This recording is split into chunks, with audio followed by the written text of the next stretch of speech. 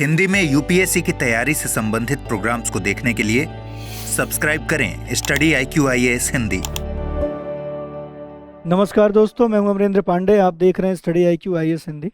आज हम लोग क्लास 8 की पॉलिटी की किताब में हैं। हालांकि हम लोग अध्याय आज भी एक ही पढ़ेंगे क्योंकि चैप्टर 1 काफ़ी बड़ा था। तो पिछली कक्षा में हमने बताया कि संविधान की आवश्यकता क्यों थी, संविधान किस लिए ज़रूरी था, संविधान बनाने में किस तरीके के हमें जो है वो एफर्ट डालने पड़े। और हमने ये भी देखा कि कैसे नेपाल का जो संविधान बनाने का एक संघर्ष था वो था, और कैसे फुटबॉल के खेल से आप समाज में संविधान के इम्पोर्टेंस मानकों को आप समझ पाए थे। आइए शुरू करते हैं। आज के इस क्लास में हम लोग भारतीय संविधान के मुख्य लक्षण की बात करेंगे। यहाँ पर आपको चित्र में एक संविधान सभा का दृश्य दिख रहा होगा, जिस दृश्य के अंतर्गत आप देख पा रहे हैं कि संविधान सभा के जो सदस्य हैं वो यहाँ पर खड़े हैं। पटेल साहब आपको दिख रहे हैं जो कि आ रहे हैं, और सारे लोग बाकी। ये संविधान सभा बड़ी गंभीर संविधान सभा मानी जाती थी, और ऐसा माना जाता था कि इन संविधान सभा के सभी सदस्य एकता को स्थापित करना चाहते थे, एकता दर्शाना चाहते थे। सभी वर्गों के लोग इसमें थे, और सभी वर्गों के लोग एक ऐसे सहमति आधारित संविधान बनाना चाहते थे जिसमें सबके लिए कुछ न कुछ हो। इतना बड़ा संविधान, लगभग 300 लोग, जो फाइनली संविधान हमारा बना, उस संविधान सभा में 299 लोगों की जो थी वो टीम थी। 299 लोग थे। पहली वाली संविधान सभा में 389 लोग थे, लेकिन बाद में जब संविधान सभा का विभाजन हुआ, क्योंकि भारत का विभाजन हो गया, तो फिर जो संख्या बची वो 299। ये भी संख्या कम नहीं होती। 300 लोगों को, लोगों के आचरण, नियमों, कानूनों के लिए एक रूप में एक बद्ध होकर सहमति जताना बड़ी काम है। लेकिन ऐसा कहा जाता है कि अगर आप किसी चीज को करने के लिए सहमति बनाने की इच्छा रखते हैं तो सहमति बनी सकती है। यही कारण था कि लगभग 300 लोगों ने मिलकर हमारे देश के संविधान को बनाया, और ये लोग बड़े गंभीर थे संविधान बनाने के पक्ष में, इसलिए ऐसा करने में सक्षम हो पाए, समर्थ हो पाए। कुछ बातें देखते हैं जो संविधान के संबंध में आपको जाननी चाहिए, इसके बाद हम मुख्य लक्षणों पे आएंगे। 20वीं शताब्दी तक आते आते भारतीय राष्ट्रीय आंदोलन देखा जाए तो कई दशक पुराना हो गया। स्वतंत्रता संघर्ष के दौरान हमारे जो राष्ट्रवादी लोग थे वो इस बात पर काफ़ी विचार किया कि स्वतंत्रता भारत को किस तरीके की होनी चाहिए। ब्रिटिश शासन से जब हमें मुक्ति मिलेगी तो हम किस तरीके का समाज बनाएंगे, किस तरीके की शासन व्यवस्था अपने अंदर लाएंगे, और अत्याचार जो औपनिवेशिक काल के दौरान जो हम लोगों ने अंग्रेजों से पाया, ऐसा अत्याचार आगे कभी न हो, इस तरीके की चीज़ों पे बड़ी बातचीत हुई। और फाइनली ये स्वतंत्रता आंदोलन के दौरान ही तय हो गया था कि अगर हम अंग्रेजों को यहाँ से हटाते हैं तो हम जो व्यवस्था अपनाएंगे वो लोकतांत्रिक व्यवस्था होगी, अर्थात लोकतंत्र को स्थापित करने के पक्ष में हमारे लोग पहले से थे। प्रत्येक नागरिक को हमारे यहाँ समान माना जाएगा, ये भी विचार था। सबको शासन में हिस्सेदारी दी जाएगी, सबके अधिकारों को देखा जाएगा, सबके अधिकारों की को महत्व दिया जाएगा। इस तरीके के विचार जो थे हमारे संविधान बनने से पहले, हमारे संविधान निर्माताओं के मन में, जो पहले से राष्ट्रीय आंदोलन में भी नेता थे, उनके भीतर था। देखेंगे तो 300 लोगों ने योगदान दिया।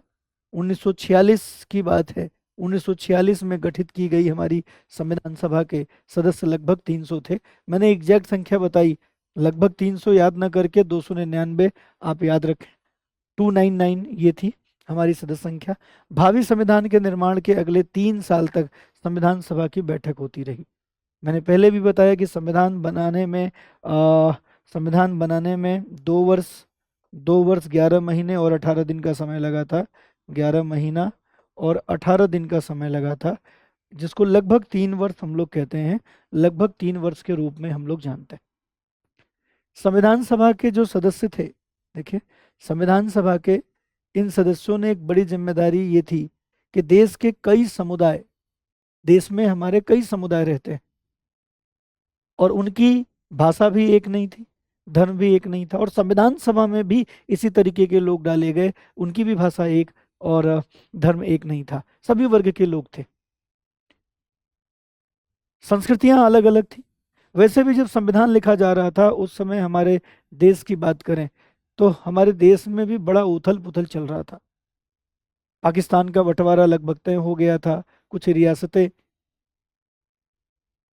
रियासतें ऐसी थीं जो तय नहीं कर पा रही थी कि उनका भविष्य क्या होगा, वो किधर जाएंगे। जनता की सामाजिक आर्थिक स्थिति बड़ी दयनीय, बड़ा भयावह था। संविधान सभा के सदस्यों के सामने ये सारे मुद्दे थे, जिन सभी मुद्दों को हम किस तरीके से हल करेंगे। लेकिन अपने इस ऐतिहासिक दायित्व को बड़ी बहादुरी, बड़ी संजीदगी, बड़े तार्किक ढंग से हमारी संविधान सभा ने निभाया और देश को एक ऐसा कल्पनाशील दस्तावेज दिया जिसमें राष्ट्रीय एकता को बनाए रखते हुए विविधता के प्रति गहरा सम्मान दिखाने का पूरा प्रयास हमें देखने को मिला।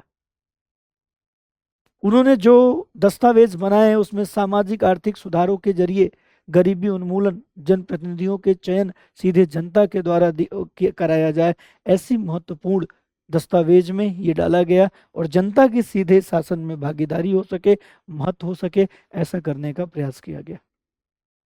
आपको बी आर अम्बेडकर साहब की फोटो दिख रही है यहाँ पे। आप देख सकते हैं बी आर अम्बेडकर साहब को इसलिए जाना जाता है क्योंकि ये एक दलित परिवार से आते थे और दलित परिवार से आने के बावजूद पूरे देश का सबसे बड़ा, सबसे महत्वपूर्ण जो दस्तावेज है जिसे हम संविधान कहते हैं, उस संविधान के प्रारूपकार थे। यही कारण था कि इन्हें संविधान के जनक के रूप में जो है वो सम्मान दिया जाता है।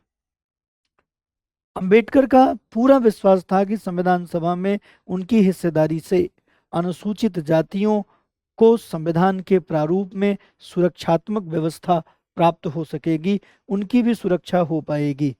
लेकिन उन्होंने ये भी कहा था कि भले ही कानून बन गए हों, अभी भी अनुसूचित जातियां बेफिक्र नहीं हो सकती, क्योंकि इन कानूनों का संचालन जिनके द्वारा किया जाएगा वो सवर्ण हिंदू होंगे। इसलिए उन्होंने अनुसूचित जातियों से आह्वान किया कि वे सरकार के अलावा लोक सेवाओं में भी खुद बढ़ चढ़कर हिस्सा लें। जब तक आप अपने लिए स्वयं काम नहीं करेंगे तब तक आपके लिए कोई दूसरा काम करेगा, ये आप आसान्वित नहीं हो सकते। इसलिए आपको खुद काम करना पड़ेगा, अपने विकास के लिए खुद आपको समर्थ होना पड़ेगा। इसलिए पढ़ाई लिखाई बहुत ज़रूरी है और उस ओर लोगों को आगे आना चाहिए। अब हम लोग कुछ महत्वपूर्ण जो आयाम है उसके बारे में चर्चा करेंगे, जैसे संघवाद की बात, फेडरलिज्म। ऐसे तो हम संघवाद को फेडरलिज्म कहते हैं और फेडरलिज्म, चूंकि हम अपने को संघ कहते हैं, भारत अपने को संघ कहता है। संघ का मतलब होता है जो मिलकर बना हो, जहां मिनिमम 2 सरकारें हों और दोनों सरकारों के मध्य शक्तियों का स्पष्ट बंटवारा हो और दोनों स्वायत्त हों, अपना अपना काम करें, तो उसको हम संघवादी व्यवस्था कहते हैं। और भारत अपने को संघ कहता है। ये अलग बात है कि संघ को यूनियन के रूप में दर्शाता है, लेकिन जो केंद्र और राज्यों के मध्य के जो संबंध है वो तो संघात्मक है ही। तो ऐसी स्थिति में संघवाद का स्तर क्या है? इसका मतलब है कि देश में एक से ज्यादा स्तर की सरकारों का होना, मतलब मिनिमम 2 सरकारों, केंद्र और राज्य का होना, संघ कहलाता है। हमारे देश में राज्य स्तर पर भी सरकारें हैं और केंद्र स्तर पर भी सरकारें हैं। पंचायती राज व्यवस्था शासन का तीसरा स्तर भी हमारे पास देखा जाए तो मौजूद है, हमारे पास मौजूद है। आपने क्लास 6 और 7 में भी आपने स्थानीय सरकार और राज्य सरकार के कामकाज को देखा था कि ये कैसे काम करते हैं। इस साल हम केंद्र सरकार के बारे में ज़्यादा पढ़ेंगे। क्लास 6 में स्थानीय सरकार आपने पढ़ा, क्लास 7 में राज्य सरकार पढ़ा, क्लास 8 में हम केंद्र सरकार के बारे में ज़्यादा पढ़ेंगे। भारत में इतने सारे समुदायों की उपस्थिति का सीधा सा मतलब ये था कि शासन की एक ऐसी व्यवस्था हमें चाहिए होगी जिसका निर्णय दिल्ली में बैठे कुछ मुट्ठी भर लोग न लें, बल्कि जिसका निर्णय समाज का जो अलग वर्ग है उस वर्ग के लिए जो राज्य है उस राज्य के द्वारा भी वो निर्णय लिए जा सके। अर्थात निर्णय लेने का जो स्तर है वो अलग अलग स्तर में बटा हो, अर्थात प्रांतीय सरकारों की स्वायत्ता की भी आवश्यकता है। जैसे केंद्रीय स्तर की सरकार राष्ट्रीय मुद्दों को सुलझाएगी, वहीं पर प्रांतीय स्तर की सरकारें स्थानीय मुद्दों को, सामुदायिक मुद्दों को सुलझाने का काम करेगी। यही कारण था कि स्वायत्ता की, प्रांतीय स्वायत्ता की बात थी, इसीलिए हम लोगों ने संघ को महत्व दिया। मैं आपको आमंत्रित करता हूं, प्रतिज्ञा प्लस बैच 2026 का बैच है। 26 की तैयारी अब शुरू कर देनी चाहिए आपको। 11 अक्टूबर से बैच शुरू हो रहा है शाम को 6 बजे।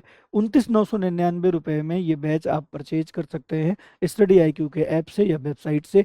AP लाइव कोड का इस्तेमाल करना होगा।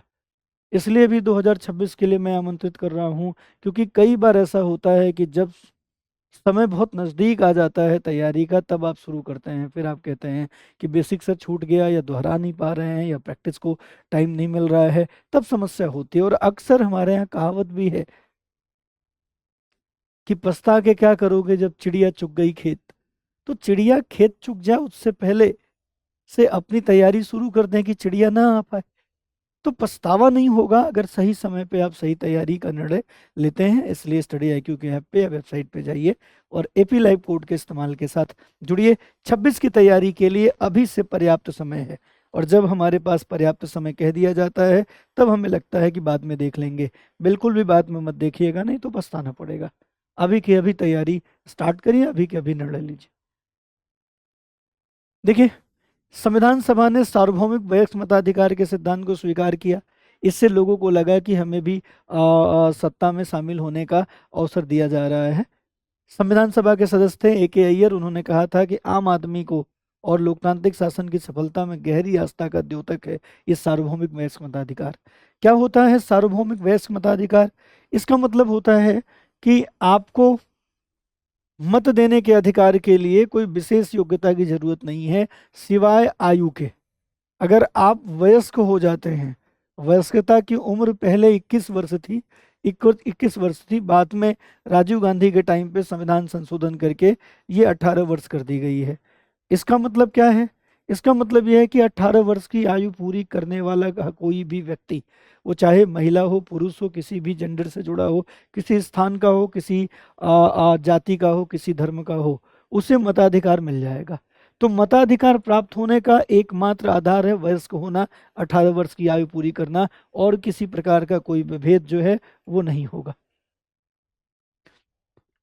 देखिए, वयस्क मताधिकार के जरिए लोकतांत्रिक सरकार की स्थापना ज्ञानोदय लाएगी, लोगों के अंदर राजनीतिक अधिकारों के प्रति जागरूकता आएगी, और लोग सक्रिय रूप से राजनीति में भागीदारी करेंगे, अपने अधिकारों की मांग करेंगे, अपने कर्तव्यों का निर्वहन करेंगे। आम आदमी का कुशलक्षेम जीवन स्तर, सुविधा, बेहतर जीवन स्थिति को प्रोत्साहन मिल पाएगा जब लोग खुद यहाँ पर जुड़ पाएंगे, अपने हितों के लिए बात कर पाएंगे। नीचे चित्र में हम लोग देखेंगे अभी कि कैसे लोग वोटिंग कर रहे हैं, मतदान कर रहे हैं। हालांकि हमने मतदान की पहले भी बड़ी चित्र देख चुके हैं, तो यहाँ खास ज़रूरत नहीं है कि हम चित्र देखें, लेकिन देखना ही चाहते हैं तो आप ये चित्र देख सकते हैं। मतदान के लिए कैंप लगा है और लोग अपनी लाइन में खड़े हैं मतदान करने के लिए। चलिए, इसीलिए संघात्मक की बात हम लोग कर रहे हैं कि प्रांतीय स्तर पर भी लोग, सामुदायिक स्तर पर भी लोग, अलग अलग जो हित हैं वो पूरी हो सके, इसलिए प्रांतीय स्तर पर सरकार की व्यवस्था की गई ताकि इलाकों, स्थानीयता के हिसाब से अलग फैसले लिए जा सकें। भारत के सभी राज्यों को कुछ मुद्दों पर फैसले लेने की स्वायत्ता का अधिकार है। राष्ट्रीय महत्व के सवाल पे राज्यों को केंद्र सरकार के सहमति से कानून बनाना पड़ता है। वहीं पर हमारे संविधान में कार्य क्षेत्र की स्पष्टता है। हमारे संविधान के अंतर्गत आप देखेंगे तो शक्तियों का स्पष्ट बंटवारा किया गया है। आप देखेंगे यहाँ पे तो आपको शक्तियों का बंटवारा दिखेगा, शक्तियों का बंटवारा दिखेगा, शक्तियों का बंटवारा दिखेगा, शक्तियों का आपको बंटवारा दिखेगा। और उसमें हमारे यहाँ 7वीं अनुसूची है, 7वीं अनुसूची, इसके अंतर्गत 3 सूचियां आपको देखने को मिलती है।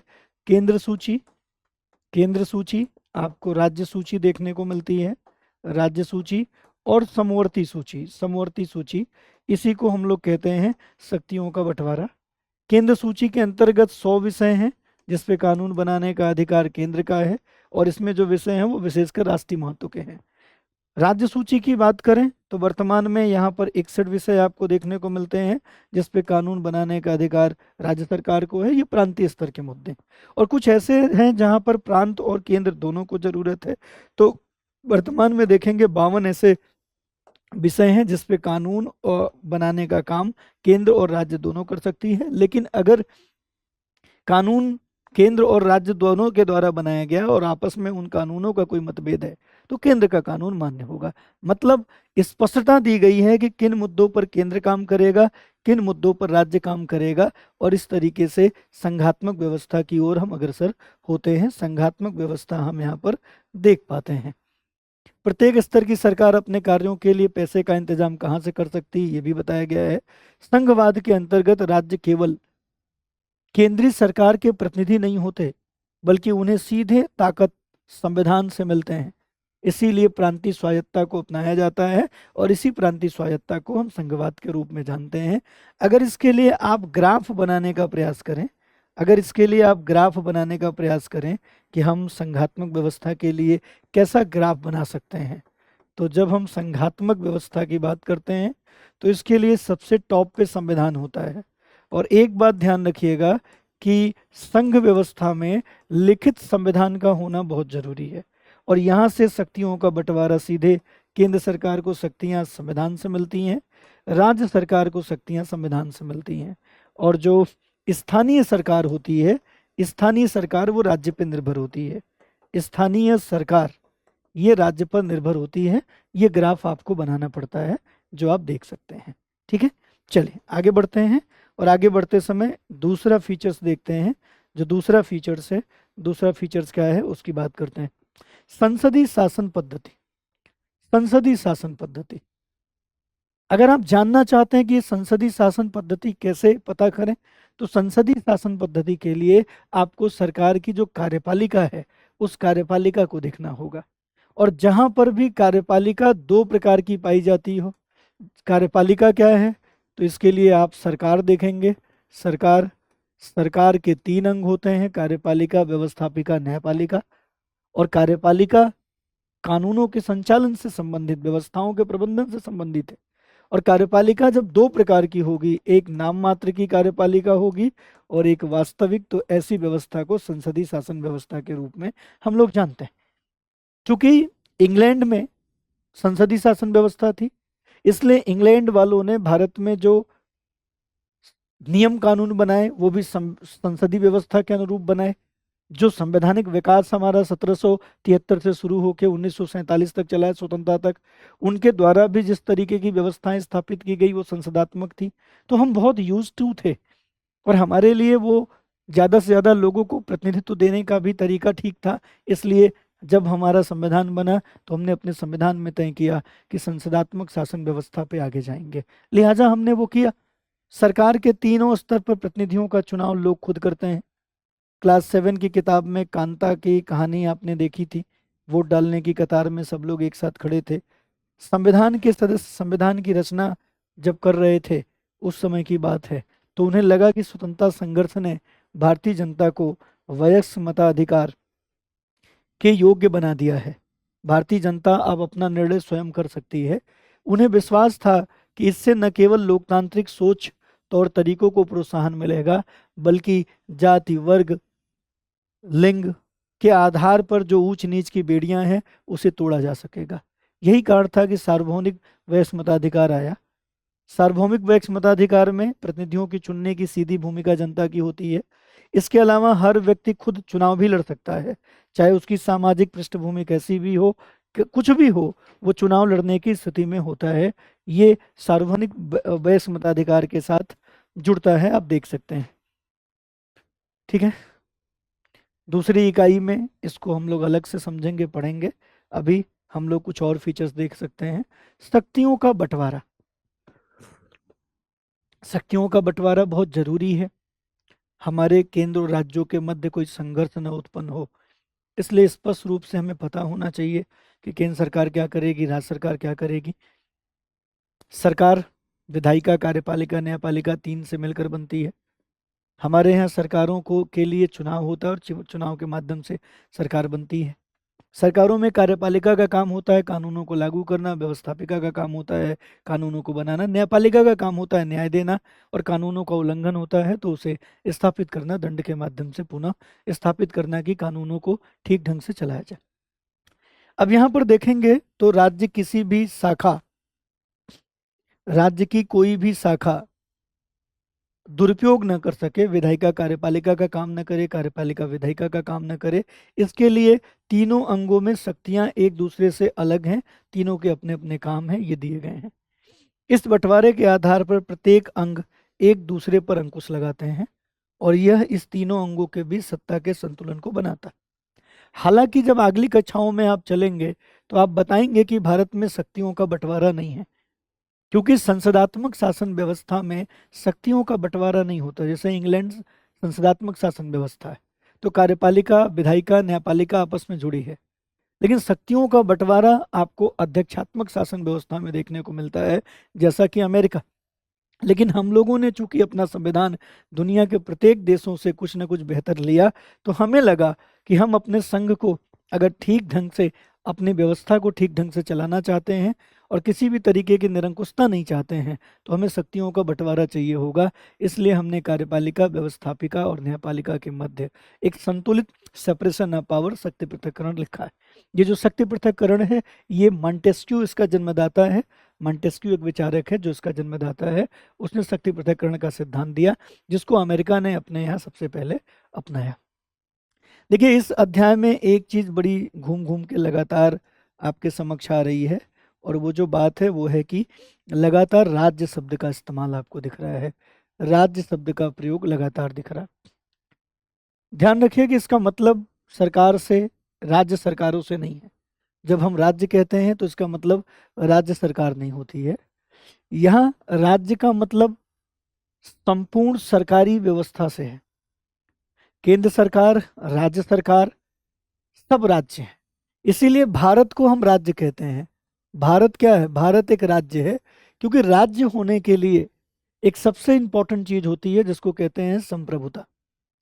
हमारे यहाँ जब राज्य सरकार की बात करते हैं तो राज्य सरकार संप्रभु नहीं होती, और संप्रभुता का सीधा सीधा अर्थ होता है कि वह अपने आंतरिक और बाह्य निर्णयों, बाह्य मामलों में निर्णय लेने के लिए स्वतंत्र हो। और ठीक ठीक देखें तो हमारी राज्य सरकारें अगर कोई निर्णय लेना हो तो उसके लिए केंद्र से पूछना पड़ता है। कोई अंतर्राष्ट्रीय निर्णय लेना हो बाह्य मामलों में तो केंद्र के बिना कुछ नहीं कर सकते। इसलिए जब हम राज्य शब्द का इस्तेमाल करते हैं तो यहाँ राज्य शब्द का मतलब होता है जो चार तत्वों को पूरा करता हो और जो निर्णय लेने के लिए स्वतंत्र होता हो। तो ऐसी दिशा में जब हम संप्रभुता की बात करते हैं तो भारत की बात होती है, भारत राज्य की बात होती है, तो भारत संप्रभु है। कौन संप्रभु है? भारत संप्रभु है। ठीक है, चलिए, भारत संप्रभु है। ऑप्शनल की आप तैयारी करना चाहते हैं हिंदी माध्यम में, और आपको ऑनलाइन पे कहीं PSIR का हिंदी माध्यम में कोर्स नहीं मिल रहा, तो मेरा नाम है अमरेंद्र पांडे। मैं PSIR हिंदी माध्यम में पढ़ाता हूँ और बैच हमारा शुरू है। आप इस बैच के साथ जुड़ सकते हैं। अभी भी 2025 के लिए आप जुड़ सकते हैं। अक्टूबर बैच में के नाम से ये बैच 2025 का शुरू हो रहा है। 14,999 रुपये फीस है। AP लाइव कोड के साथ आप जुड़ सकते हैं। बैच प्रारंभ हो रहा है 8 अक्टूबर से। दोपहर में 1 बजे से 3 बजे के बीच में ये कक्षाएं चलती हैं। तो अगर आप स्टडी IQ के किसी और बैच में जुड़े हुए हैं तब पर भी आप अपना ऑप्शनल पहले तैयार कर सकते हैं। और 25 के लिए अगर आप एग्जाम दे रहे हैं और ऑप्शनल नहीं तैयार कर रहे हैं तो आप बहुत बड़ी गलती कर रहे हैं। बिना ऑप्शनल के कोई रिजल्ट कैसे देगा? इसलिए आपको मैं आमंत्रित करता हूँ, स्टडी IQ के ऐप पे जाइए, स्टडी IQ के वेबसाइट पे जाइए, वहाँ पर ये अक्टूबर वाला 8 अक्टूबर से जो बैच शुरू हो रहा है इसके साथ जुड़िए। पॉलिटी से शुरू हो रहा है। किससे शुरू हो रहा है ये बैच? 8 अक्टूबर से पॉलिटी से शुरू हो रहा है, और हम लोग भाग 1 शुरू करेंगे 8 अक्टूबर से। तो इससे बेहतर चीज हो ही क्या सकती है कि हम पॉलिटी से ऑप्शनल तैयार कर रहे हों, क्योंकि वो GS में भी आता है, तो आपका कॉन्फिडेंस बढ़ेगा। जुड़ सकते हैं, जुड़ने की आपको जरूरत है, जुड़ना भी चाहिए। देखते हैं, संविधान सभा के सदस्यों को इस बात का डर था कि कहीं कार्यपालिका इतनी ताकतवर न हो जाए कि विधायिका के प्रति अपने दायित्वों की उपेक्षा ही करने लगे। इसी को ध्यान में रखते हुए संविधान सभा ने ऐसे कई प्रावधान शामिल किए जिसमें शासन की कार्यकारी शाखा द्वारा की जाने वाली कार्रवाई सीमित हो जाए और उन्हें इस चीज के लिए विधायिका के प्रति उत्तरदायी करा दे दिया गया। आप जब संविधान पढ़ेंगे और इसमें जब आगे पढ़ेंगे तब आपको पता लगेगा कि हमारी कार्यपालिका मनमाना काम नहीं कर सकती। कार्यपालिका तभी तक टिकी रहेगी जब तक वो विधायिका का विश्वास उसमें बना है। तो इस तरीके से हमने समायोजित करने का प्रयास किया। एक और महत्वपूर्ण चीज आपको देखने को मिलेगी यहाँ पे, वो है फंडामेंटल राइट्स, वो है मौलिक अधिकार। जब मौलिक अधिकार पढ़ेंगे तब आपको पता लगेगा अमेरिकी संविधान से प्रभावित है। संविधान के भाग 3 के भीतर मौलिक अधिकार दिया गया है। मौलिक अधिकार को इसलिए मौलिक अधिकार कहा जाता है क्योंकि ये राज्य के लिए बाध्यकारी हैं। राज्य इसे देंगे ही देंगे, ये छीना नहीं जा सकता है, और ये बाध्यकारी होने के कारण हमारा जो अस्तित्व है मानवीय रूप में वो बना रहेगा। राज्य कभी निरंकुश नहीं हो पाएगा और राज्य हमारे अधिकारों का सम्मान करेगा। इस तरीके से मौलिक अधिकार दिए गए हैं। मौलिक अधिकारों से अल्पसंख्यकों का भी हित हो सकेगा, इसलिए मौलिक अधिकारों को भाग 3 में बाध्यकारी रूप से रखा गया है। और भाग 3 के अंतर्गत देखेंगे तो हम लोगों को वर्तमान में 6 मौलिक अधिकार प्राप्त हैं। पहले मौलिक अधिकारों की संख्या 7 थी, लेकिन 44वें संविधान संशोधन के द्वारा संपत्ति के मूल अधिकार को हटा दिया गया, तो वर्तमान में मौलिक अधिकारों की संख्या 6 मिलेगी। क्यों हटा दिया गया, आगे बड़ी कक्षाओं में आप देखेंगे। यहाँ पर आपको इतना जानना था कि मौलिक अधिकार क्यों होते हैं मौलिक, क्योंकि ये हमारे जीवन के साथ जुड़ते हैं। 6 जो मौलिक अधिकार हैं, उन मौलिक अधिकारों को अगर आप देखेंगे तो सबसे पहला मौलिक अधिकार समानता का मौलिक अधिकार है, दूसरा स्वतंत्रता का मौलिक अधिकार है, तीसरा शोषण के विरुद्ध मौलिक अधिकार है, चौथा धार्मिक स्वतंत्रता का मौलिक अधिकार है, पांचवा शिक्षा और संस्कृति एवं शिक्षा का मौलिक अधिकार है, और छठा संवैधानिक उपचारों का मौलिक अधिकार है। अर्थात संवैधानिक उपचारों के मौलिक अधिकार का मतलब है कि जब आपका मौलिक अधिकार प्रभावित हो रहा होगा तो संवैधानिक उपचारों के माध्यम से आप अपने मौलिक अधिकारों की रक्षा करा सकते हैं। तो इस तरीके से 6 मौलिक अधिकार हैं। पहले 7 मौलिक अधिकार थे, अब 6 मौलिक अधिकार हैं। इनके अनुच्छेद भी आप जान सकते हैं। मौलिक अधिकारों की अगर अनुच्छेदों की बात करें तो अगर आप देखना चाहते हैं तो समानता का मौलिक अधिकार संविधान के भाग 3 के अंतर्गत अनुच्छेद 14 से 18 के बीच में दिया गया है। ऐसे ही स्वतंत्रता का अधिकार अनुच्छेद 19 से 22 के बीच में दिया गया है। शोषण के विरुद्ध मूल अधिकार 2 अनुच्छेद हैं, 23-24 में दिया गया है। धार्मिक स्वतंत्रता का अधिकार 3 अनुच्छेद है, 25 से 28 में दिया गया है। संस्कृति और शैक्षणिक अधिकार की बात करें तो ये 29 और 30 में दिया गया है। 31 में संपत्ति का मूल अधिकार था, जो अब नहीं है, इसलिए 32 पे हम सीधे जाएंगे और 32 के अंतर्गत, अनुच्छेद 32 के अंतर्गत संवैधानिक उपचारों का मूल अधिकार है। ये जो संवैधानिक उपचारों का मूल अधिकार है, आर्टिकल 32, इसे B.R. अम्बेडकर ने संविधान की आत्मा भी कहा था। B.R. अम्बेडकर इसे जो है संविधान की आत्मा कहते हैं कि ये संविधान की आत्मा है। देखिए, संविधान की आत्मा है। बड़ी कक्षाओं में इन्हीं चीज़ों को हम विस्तार दे के पढ़ते हैं, इन्हीं चीज़ों के बारे में हम थोड़े विशेषज्ञ होने लगते हैं, जो अभी सामान्य सामान्य सा देख रहे हैं। तो फंडामेंटल राइट्स अपने आप में एक बहुत बड़ा संविधान के महत्वपूर्ण विशेषताओं में से एक है, महत्वपूर्ण आयामों में से एक है। और भी बहुत सारे आयाम हैं, हम आगे चल के देखेंगे, अगली कक्षाओं में हम देखेंगे। धर्मनिरपेक्षता, ये जो मौलिक अधिकारों में अनुच्छेद 25 से 28 के बीच में आपने देखा, ये वास्तविक अर्थों में धर्मनिरपेक्षता को स्थापित करने का सबसे बड़ा भाव है। हमारी प्रस्तावना में बाद में 42वें संविधान संशोधन करके हमने जो 3 शब्द जोड़े, उसमें धर्मनिरपेक्षता शब्द भी एक महत्वपूर्ण बात थी, क्योंकि पूरा हमारा संविधान धर्मनिरपेक्षता की बात करता। क्या है धर्मनिरपेक्षता? तो सामान्य चीजें यहाँ जाननी है। इकाई 1 के दूसरे अध्याय में धर्मनिरपेक्षता पे विस्तार से चर्चा है, इसलिए यहाँ पर बस हम इतना जान लें कि धर्मनिरपेक्षता का अर्थ एक आधुनिक राज्य का होने से है। धर्मनिरपेक्षता का मतलब है कि राज्य का कोई अपना धर्म नहीं होगा, राज्य का कोई राज्य धर्म या राष्ट्र धर्म नहीं होगा, बल्कि राज्य सभी धर्मों को समान आदर सम्मान करेगा और राज्य धार्मिक क्रियाकलापों में खुद पार्टिसिपेट नहीं करेगा। लोगों को ये छूट होगा कि लोग जिस भी प्रकार का धर्म चाहे अपना सकते हैं, लेकिन ऐसे किसी धर्म विशेष को राज्य प्रमोट करने का काम नहीं करेगा। राज्य धर्म से तटस्थ होगा। इसे धर्मनिरपेक्षता के नाम से हम लोग जान सकते हैं, इसे धर्मनिरपेक्षता कहते हैं। यहाँ पर देख रहे हैं बहुत सारे लोग संविधान सभा पे संविधान की प्रति पर साइन कर रहे हैं। ये वो पिक्चर है जो संविधान सभा के डिसॉल्व होने की पिक्चर है, आखिरी दिन की पिक्चर। 24 जनवरी 1950 संविधान सभा की जो अंतिम बैठक थी वो 24 जनवरी 1950 को हुई थी, और इसी दिन संविधान की प्रति पर संविधान सभा के 284 सदस्यों ने हस्ताक्षर किया था। सदस्यों ने हस्ताक्षर किया था, हस्ताक्षर। आपको ध्यान देना होगा कि कुल संविधान सभा में 299 सदस्य थे, लेकिन संविधान पे हस्ताक्षर करने वाले लोगों की जो संख्या थी वो 284 थी, न कि 299। ठीक है, 299 नहीं, बस इतना। ठीक, चलिए, तो ये चीज़ हम लोगों ने पूरी कर ली है।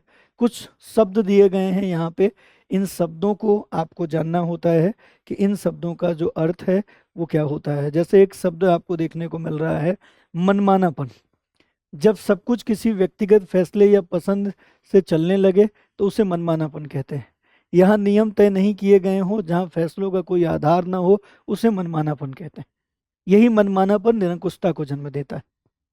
आदर्श क्या है? जब कोई लक्ष्य या सिद्धांत सबसे शुद्ध या सर्वश्रेष्ठ रूप में होता है तो उसे हम आदर्श कहते हैं।